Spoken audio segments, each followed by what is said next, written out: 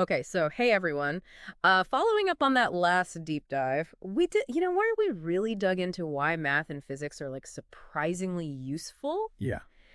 You might still be kind of like, huh, how does all that like actually connect to stuff I'm into, Right. to like where I want to go in the future? Exactly. Like, it's one thing to say, okay, yeah, these subjects matter. But then it's like, well, but how do I fit in? Right, exactly. And that is what we are going to like totally unpack today. Nice. So think of it as our mission is like how are math and physics right now shaping the jobs of the future? Uh-huh. The tech that's like blowing up right now Yeah, and all the huge global changes we're going to see in like the next decade. absolutely.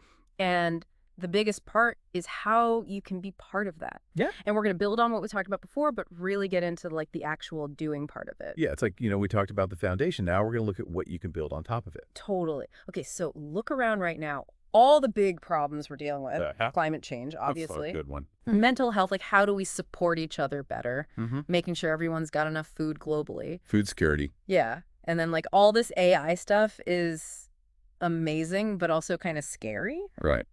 Got to do it responsibly. And then space. We're going to space more and more. It's the final frontier. It is. Yeah.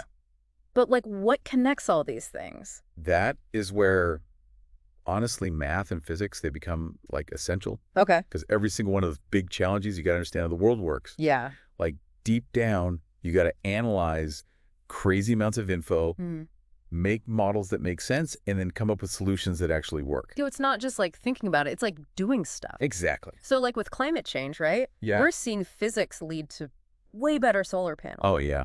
Way more efficient. So we can actually use clean energy. And for food security, Uh-huh. physics is helping us design like smarter irrigation. Okay. And then math comes in to model like how much food we can grow and where to use resources best. Oh, interesting. And even drones. Oh, yeah. Drones are everywhere. But they're using physics and math for like super precise farming. Wow. Like planting exactly where you need to check if your crops are healthy. Yeah. And even like targeting pests. It's like farming 2.0. It is. But it's not just like physical stuff, right? Like mental health, you wouldn't think it's about equations. Yeah. But data analysis, which is like statistics, so math, Uh-huh. it's helping us see patterns and understand what affects our well-being. Absolutely. And then think about cities. Like everyone's moving to cities. Yeah. And those smart cities, to manage all that traffic, they rely on algorithms, Okay. which is straight up math, making sure cars flow smoothly, It's like a super smart traffic cop basically. who can like see everything and adjust the lights perfectly. Yeah, and all of this isn't like sci-fi future stuff. Right.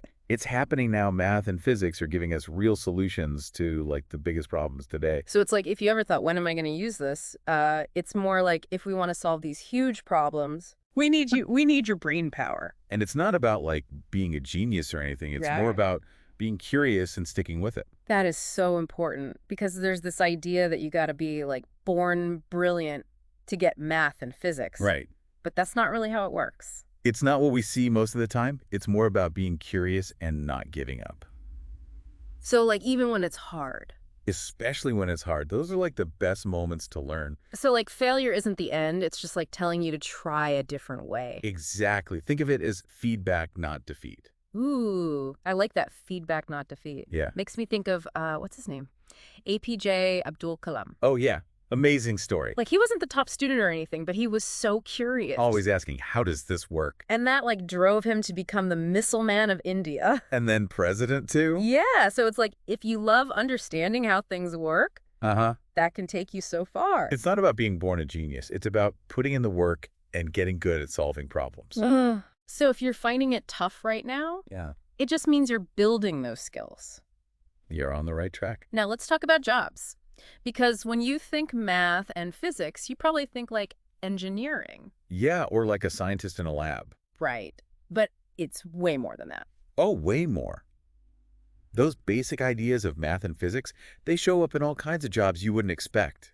So like game developers, Oh, yeah. you wouldn't think physics, right? But think about it. Okay. How do you make a character jump realistically in a game?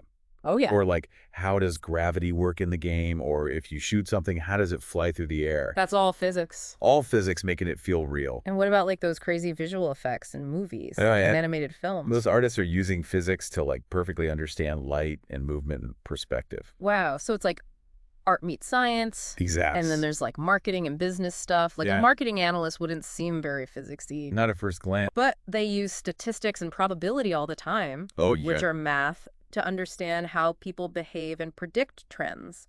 And make decisions based on data.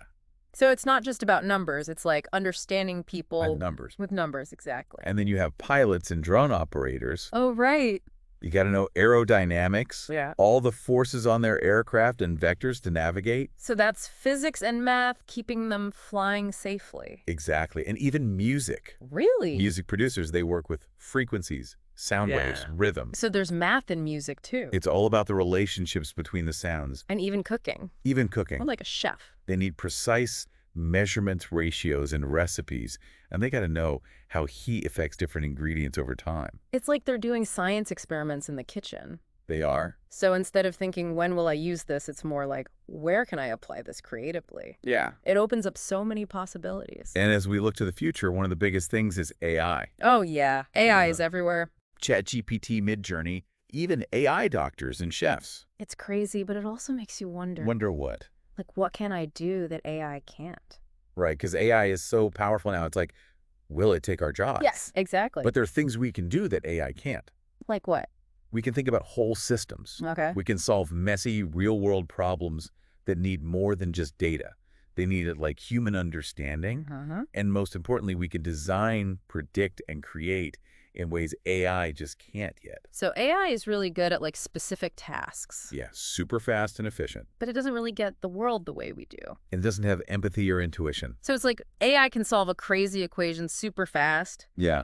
But a human who understands math and physics, they know why that equation matters. Like, they can see how it helps a farmer during a drought, understanding water flow and soil and stuff. So AI gives the answer, but we understand the problem. Exactly. That's a huge difference. So learning this stuff isn't just about keeping up with tech. It's about having skills that AI can't replace. It's like your superpower in a world full of robots. And if you're listening and thinking, okay, this is cool, what can I do now? Yes, let's get practical. 3 things. Okay, number 1, pick a real-world problem you actually care about. Yeah. Could be anything clean energy transportation, the design of your favorite video game, and then see how math or physics connect to that. You'll be surprised how it all links up. It's like school meets real life.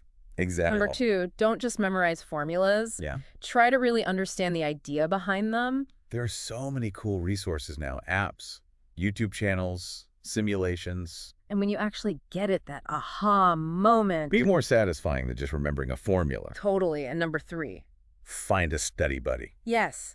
Find someone to nerd out with. Talk about the hard stuff. Debate different ways to solve problems. Challenge each other. Learning is so much better with friends. And it helps you understand things better. So to wrap things up, the world is changing so fast. Better, faster. In the next 10 years, we'll see even more connection, more automation, more data, and more space exploration. It's going to be wild. And knowing math and physics won't just be about keeping up. It'll be about being in charge of the future. Imagine looking back in a few years, maybe you've got your own startup or a design studio or a research lab. Or you're on Mars. Maybe you're on Mars, and you'll see how learning this stuff was like the key. The foundation for everything. And remember, your brain is amazing. You can think critically, solve problems. Be creative. Understand the world. And that's something AI can't do yet. Not even close. So keep learning, keep exploring, and see where math and physics take you. You might be amazed by what you discover. And that's our deep dive. Until next time.